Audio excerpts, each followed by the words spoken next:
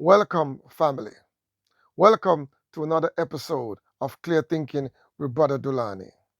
Today, we're tackling a very critical question. How should African and Caribbean nation respond to Donald Trump's tariff assault? Now, as you've been aware, in the news lately, Donald Trump is making big headway across the world with his chaotic tariff attack. He's hitting almost every nation are getting hit with tariffs. According to Donald Trump, these tariffs are his solution to the problems of America. Well, along with immigrants and removing immigrants and attacking foreigners and xenophobia, that is his formula for economic growth in America. So he is now launching these tariff policy on the world. Now, as you know, he's attacking his allies. He's attacking many of the European nations. He's also attacking Canada, and he's attacking South American countries as well, particularly Mexico, because in Donald Trump's mind, the trade deficit is a result of tariff by other nations. But when you look at the calculation that he has put forward, it does not reflect actual tariffs. Now let's look at what is tariff.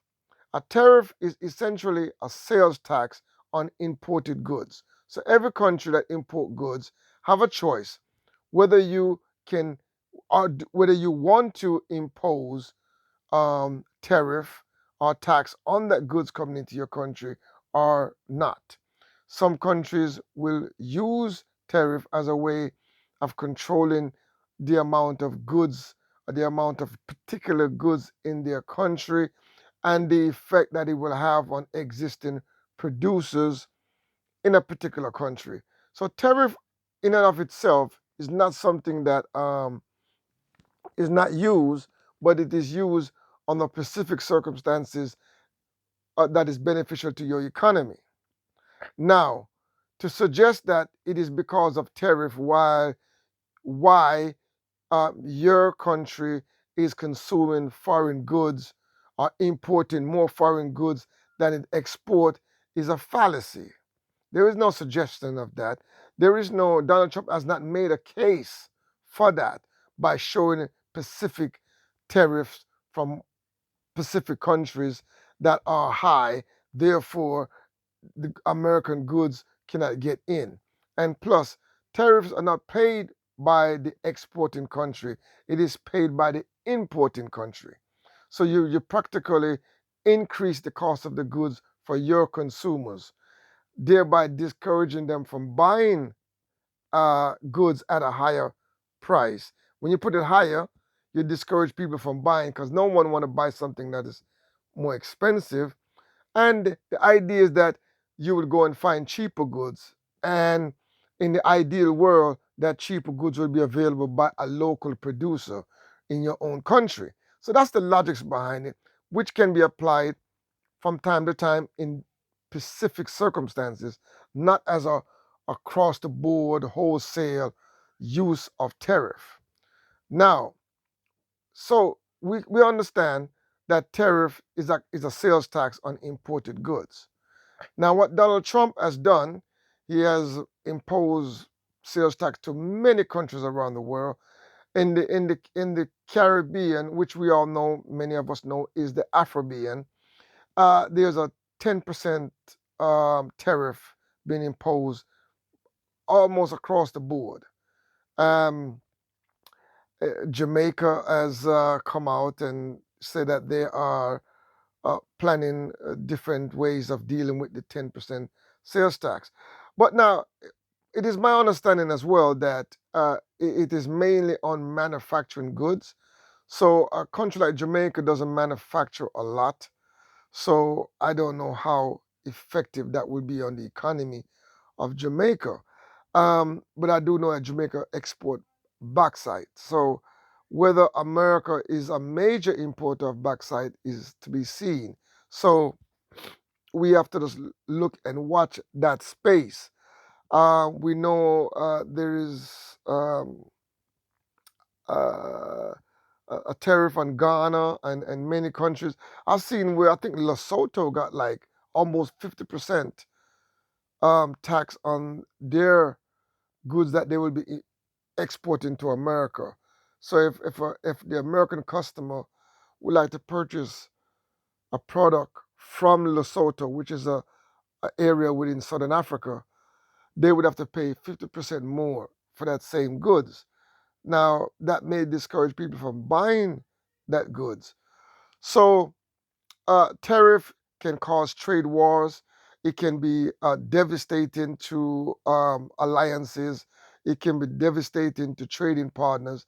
It's basically a disruption, and it is done in a very chaotic way. It's done in a very uncertain way where I've never seen so many economists within capitalism.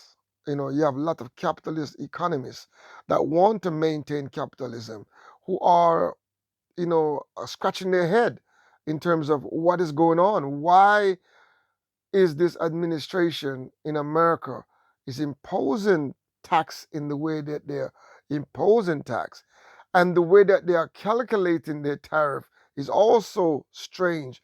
So you will not find these calculation in any economist book or any training in any university. This is coming out of the thought process of Donald Trump and the oligarchies around him, the ideologues who are, hell bent on restoring some American dominance. In their mind, America is diminishing, the power of America is diminishing, and they're on a crusade to restore this economic, superpower. I don't know what's going on, because my understanding that the Trump administration inherited a very good economy under capitalist standard, which the economy had, very low unemployment, the inflation rate was coming down, the economy was projected to grow between 2 to 3%, which on the capitalist system and indicators are very good for an economy to be in. And he has inherited this economy, and now he's putting everything in jeopardy by launching this unnecessary policy attack, this tariff assault on many of his all of his allies. And so now we as a Pan-Africanist, how do we view this? In light that we understand that capitalists and imperialism, they're about maximization of profit. They're about exploiting us, extracting our resources, and getting richer and richer. Now, coincidentally, Donald Trump and his company and his camp were complaining that America was slipping or losing their position. But according to economists, according to the figures that they have published, America's economy is doing very well. The ruling class in America are making record-breaking profits. They have been amassing great amount of profit. Over the last 50 or 100 years, they have amassed tremendous amount of wealth. So this complaint that they're losing something or they're losing position and dominance, it doesn't bear out when it comes to the statistics, the figures. These thought process that they're bringing forward, this narrative that they're pushing, it doesn't show in the figures. America is not losing any economic dominance or any profit, um, you know, from any economic activity. The ruling class, the oligarchies in America, those who are investing billions and billions of dollars, they have skillfully, intentionally moved their production process offshore out of America in the last 50 to 75 years. They have gradually, systematically shift their production to the Asia and other parts of the world because it's cheaper to produce abroad and ship the product back into America, sell it for an exorbitant amount of profit markup, and make exorbitant amount of profit for their board of directors, for their stockholders, for their shareholders. So many of these oligarchies are benefiting. America is benefiting from this whole process of pushing their production process out of America to other land where they can get the resources cheaper, they can get the labor cost cheaper, and in many cases they're functioning with very little taxation. So America has been benefiting from this whole globalization of capitalism and this expanding their production process around the world. And at the same time, the American economy is almost at full employment. So, I mean, there is really not much for them to complain from a capitalistic perspective. So, why are they doing this? Because these reactionary forces that are in power now, they are driven ideologically as well by this conservative far right ideology that somehow they are losing their cultural dominance, that their values are also being pushed back. There's a new woken narrative, a more conscious, progressive narrative is taking over and are rewriting history and giving a different version of reality that is contrary to their white supremacist, narrow Eurocentric view of the world. So that is also concerning to them because the American society, the demographics is changing. You got more brown people, more black people, more non-Europeans are now sharing in the dynamics of America, participating in the dynamics of America, and they're very much opposed to this. So they need something to reassert themselves. And that's why some people have to ask, you know, is imperialism in decline? Are these people power is the the grip on power is diminishing or declining? And that is a big concern to them. They feel that their power, their grip on power is declining. So they have now gotten the opportunity to flex themselves, to prove them their dominance. And what they're doing, they're turning on their very allies. They're imposing these tariffs as this tariff is going to be a magic wand that's going to somehow solve the problem that they are perceiving, that they are projecting on the rest of the world. They have a problem that many countries would love to have that kind of problem with full unemployment, with economy that's growing, and they're making a mind-boggling amount of profit year on year, quarter on quarter. They're making tremendous amount of profit. So why are these capitalists, these oligarchies, these billionaires, these multi-millionaires, what are they complaining about? What is it that they want? What more do they want from the rest of the world? So now they're going to punish the American consumers. So if the American consumer want cheaper goods, that's not going to be available to them no more. Because now the factories in America, they're trying to encourage many companies now to shift their production to America. Now let's look at what that looks like. If you're going to shift production from abroad, you bring your factory to America. First of all, to shift your factories from abroad to America, your production capacity to America, you're looking at about 2 years to build a proper factory. And if you build that factory in America to produce consumer goods, you're going to have to do two things. You're going to have to hire the American workers to do the job. Now let's compare the factory overseas. Some of them are paying $5 an hour. Some of them are paying $5 a day. Now in America, that same factory, you're gonna have to pay those workers $20, $30 an hour. You won't be able to pay them £5 a day.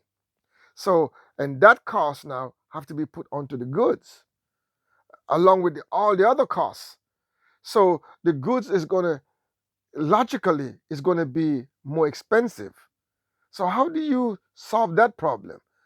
You can see naturally how this will lead to inflation unless they come up with a very, you know, mind-boggling solution that avoid this increase in cost of production.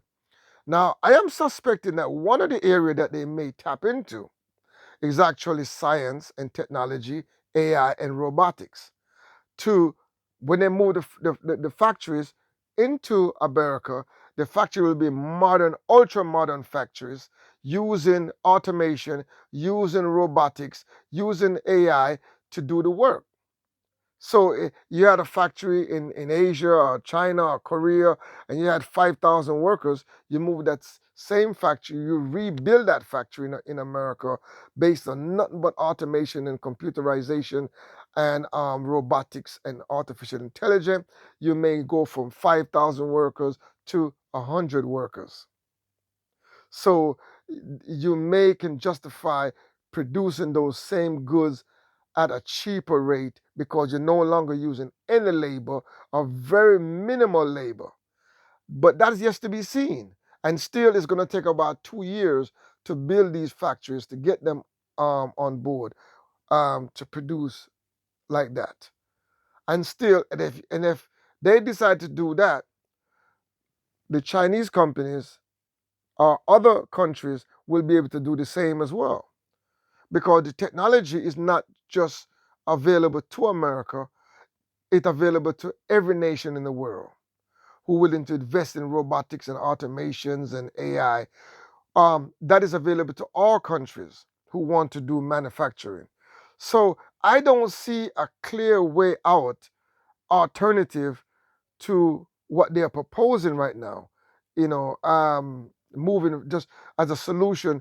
If you don't want tariff, move your factories into America. You produce the same goods there. How are you going to produce their goods in America cheaper? We don't hear a lot of discussion on that. No one is asking that question.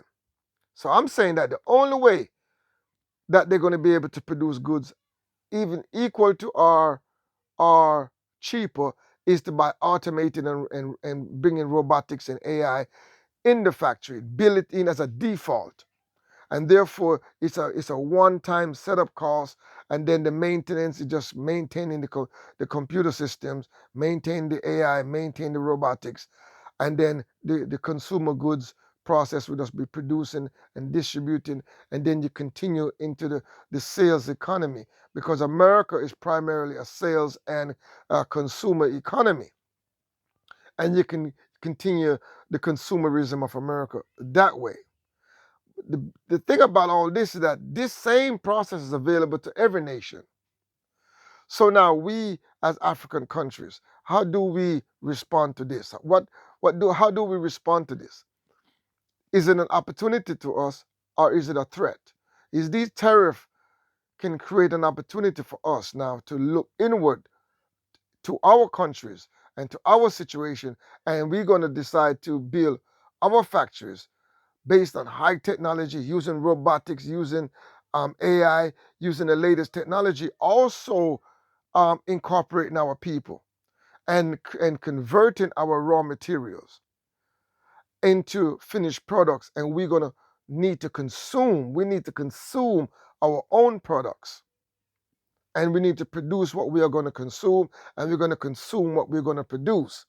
And we need to increase regional trades between each other. Countries that are bordering with each other across Africa, we need to integrate those economies. We need to facilitate the flowing of goods, the flowing of services amongst our people.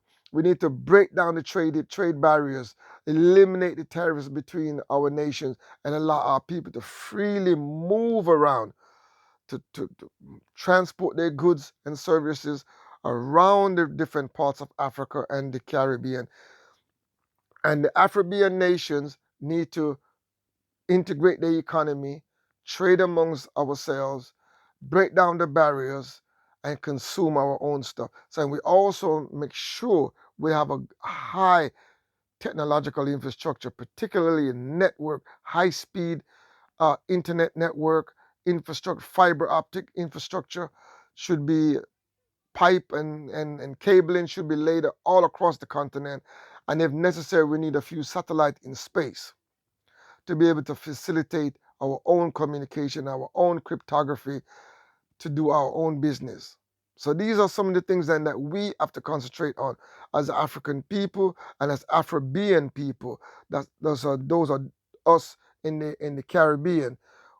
We need to also integrate with our African brothers and our South American brothers as well, and Central American brothers. We need to start to look towards a more integrated, a more regional trade between each other. And we also need to analyze our needs and produce goods and services that satisfy the needs of our people and our population. Because we don't need to look to the Western world for goods and services. We can produce our own. We don't need to look to them for prosperity. We can create our own prosperity. We don't need to beg them for nothing, crumbs at the table. We need to build our own table and share and enjoy this world. Look how beautiful our lands are. Look how beautiful our natural environments are. We need to enjoy this environment, enjoy our nation, enjoy the fresh air while we still can. We don't need, it's easy to say that we don't need to go to these places to get prosperity and opportunity, but at the same time, that is the paradigm that we are born into.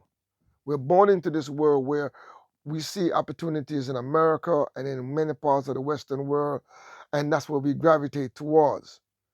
But we need to create an environment where we can have prosperity wherever we are in the world, whether we be in the West or whether we be in the South, the global South. We can still have prosperity amongst ourselves, and it is up to us as a people to create the situation.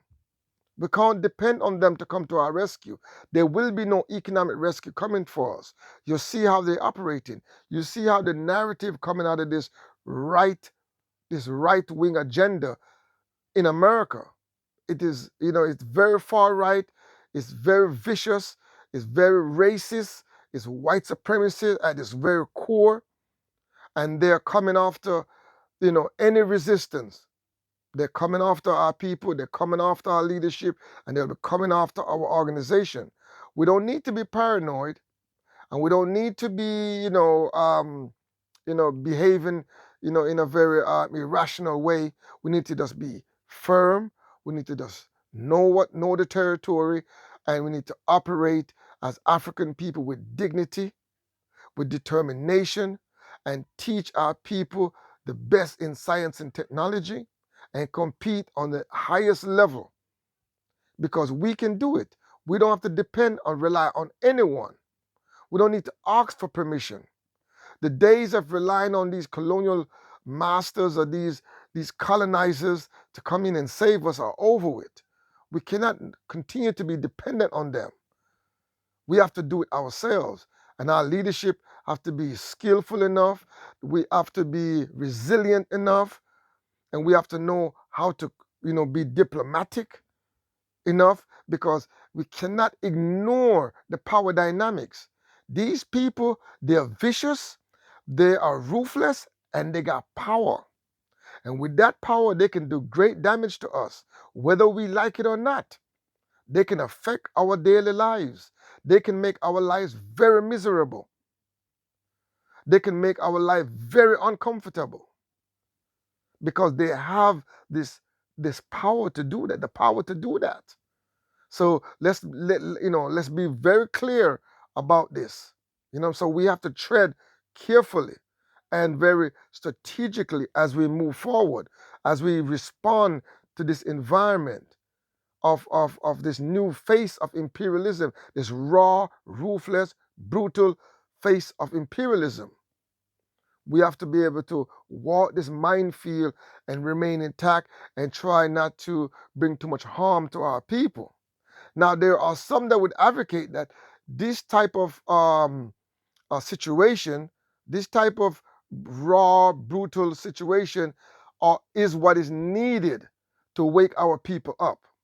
And I understand that argument that many of our people have to feel the pain of imperialism before they wake up, before we begin to realize that we have to take control of our own destiny.